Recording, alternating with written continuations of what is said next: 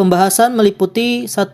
Pengertian dan hukum wakaf, 2. Rukun dan syarat wakaf, 3. Harta wakaf dan pemanfaatannya, 4. Fungsi, manfaat, dan hikmah wakaf. Pengertian wakaf secara bahasa memiliki arti yang pertama, al-habs, menahan. Kemudian yang kedua adalah al-man'u, mencegah. Yaitu berarti menahan untuk tidak dijual, tidak dihadiahkan, atau diwariskan.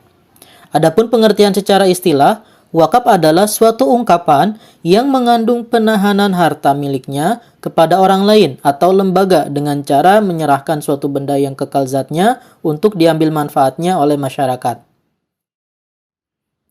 Adapun hukum wakaf yaitu sunnah, di mana wakaf ini sebagai amalia sunnah yang sangat besar manfaatnya bagi wakif, yaitu sebagai sedekah jariyah. Sebagaimana dalam firman Allah Quran Surah Ali Imran ayat 92, A'udzu billahi minasy syaithanir rajim. Bismillahirrahmanirrahim. Lan tanalul birra hatta tunfiqu mimma tuhibbun. وَمَا تُنْفِقُوا مِنْ شَيْءٍ فَإِنَّ اللَّهَ بِهِ عَلِيمٌ.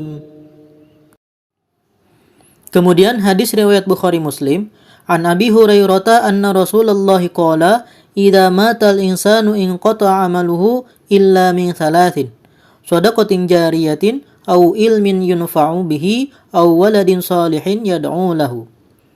Dari Abu Hurairah bahwa Rasulullah Shallallahu Alaihi Wasallam bersabda, apabila seseorang meninggal, maka amalannya terputus kecuali dari 3 perkara: sedekah jariyah, ilmu yang bermanfaat, atau anak soleh yang mendoakannya. Hadis riwayat Bukhari Muslim. Selanjutnya, rukun dan syarat wakaf. Rukun wakaf yang pertama yaitu al-wakif, orang yang berwakaf. Kedua, al-mauquf, benda yang akan diwakafkan. Ketiga, al-mauquf alaihi, yaitu orang yang menerima manfaat wakaf, baik perorangan maupun kelompok, yang disertai tugas untuk mengurus dan memelihara barang wakaf, atau disebut dengan nazir. Rukun yang keempat yaitu sigot, lafaz atau ikrar wakaf. Selanjutnya syarat wakaf. Adapun syarat wakaf untuk al-wakif bagi orang yang mau mewakafkan harta benda, yang pertama, memiliki secara penuh harta itu, artinya dia merdeka untuk mewakafkan harta itu kepada siapapun yang ia kehendaki. Kedua, berakal, tidak sah apabila wakaf orang bodoh, orang gila, atau orang mabuk. Ketiga, baligh. Yang keempat, mampu bertindak secara hukum atau rasyid. Berikutnya, syarat al-mauquf. Yang pertama, barang yang diwakafkan itu harus barang yang berharga. Kedua, harta yang diwakafkan itu harus diketahui kadarnya. Jadi, bila harta itu tidak diketahui jumlahnya atau majhul, maka pengalihan milik pada ketika itu tidak sah. Ketiga, harta yang diwakafkan itu pasti dimiliki oleh orang yang berwakaf atau wakif. Keempat, harta itu harus berdiri sendiri, tidak melekat kepada harta lain atau muparuzan, atau disebut juga dengan istilah ghairu sa'i. Kemudian ada syarat al-mauquf alaihi. Terbagi menjadi 2. Yang pertama muayyan, yaitu jelasnya orang yang menerima wakaf, apakah seorang, 2 orang, atau satu kumpulan yang semuanya tertentu dan tidak boleh diubah.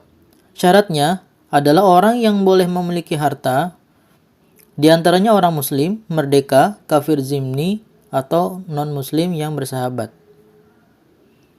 Kedua, ghairu muayyan, yaitu tempat berwakaf itu tidak ditentukan secara terperinci, umpamanya untuk orang fakir, miskin, atau tempat ibadah, dan lain-lain. Adapun syaratnya yaitu orang yang akan menerima wakaf itu hendaklah dapat menjadikan wakaf itu untuk kebaikan, yang dengannya dapat mendekati diri kepada Allah SWT dan hanya ditujukan untuk kepentingan Islam saja. Berikutnya syarat sigot. Yang pertama, ucapan tersebut harus mengandung kata-kata yang menunjukkan kekalnya atau ta'bid. Tidak sah wakaf kalau ucapan dengan batas waktu tertentu. Kedua, ucapan itu dapat direalisasikan segera atau tanjiz tanpa disangkutkan atau digantungkan kepada syarat tertentu. Ketiga, ucapan tersebut bersifat pasti, Yang keempat, ucapan tersebut tidak diikuti oleh syarat yang membatalkan. Pembahasan selanjutnya yaitu harta wakaf dan pemanfaatannya. Pertama, wakaf benda tidak bergerak. Di antaranya, 1. Hak atas tanah sesuai dengan ketentuan peraturan perundang-undangan yang berlaku, baik yang sudah maupun yang belum terdaftar. Kedua, bangunan atau bagian bangunan yang berdiri di atas tanah. Ketiga, tanaman dan benda lain yang berkaitan dengan tanah. Keempat, hak milik atas satuan rumah susun sesuai dengan ketentuan peraturan perundang-undangan dan pengeluaran hak milik pada sebagian harta yang terkena wajib zakat. Kemudian yang kedua ada wakaf benda bergerak. Di antaranya wakaf uang dilakukan oleh lembaga keuangan syariah yang ditunjuk oleh Menteri Agama. Dana wakaf berupa uang dapat diinvestasikan pada aset-aset finansial dan pada aset real. Kedua, logam mulia, yaitu logam dan batu mulia yang sifatnya memiliki manfaat jangka panjang. Ketiga, surat berharga. Keempat, kendaraan. Kelima, hak atas kekayaan intelektual atau haki yang mencakup hak cipta, hak paten, hak merek, dan desain produk industri. Yang terakhir, hak sewa seperti wakaf bangunan dalam bentuk rumah.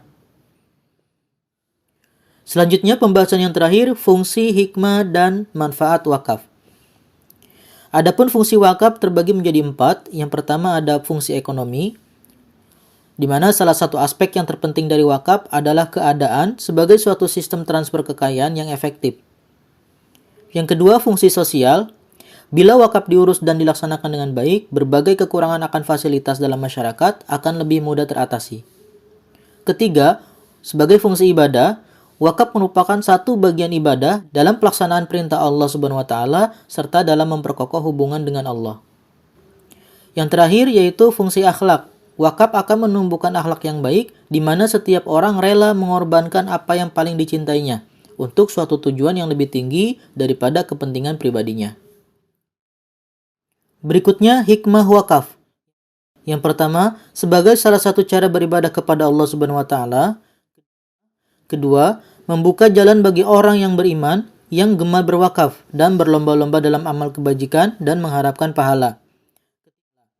Ketiga, memberi pahala yang berkelanjutan kepada al-wakif selepas kematian selagi harta wakaf tersebut kekal dimanfaatkan.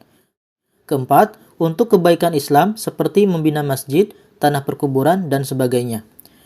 Yang kelima, membantu beban orang fakir dan miskin serta anak yatim. Selanjutnya, manfaat wakaf. Adapun manfaat wakaf bagi masyarakat, diantaranya menghilangkan kebodohan dan mencerdaskan umat, mengurangi tingkat kemiskinan, menstimulasi kemajuan dan kesejahteraan umat. Manfaat wakaf bagi dunia pendidikan diantaranya membantu masyarakat yang kekurangan buku sekolah, membantu pembangunan sekolah. Kemudian manfaat wakaf bagi pemerintah yaitu membantu dalam pembangunan jalan. Alhamdulillah cukup sekian pembahasan bagian ketiga dari materi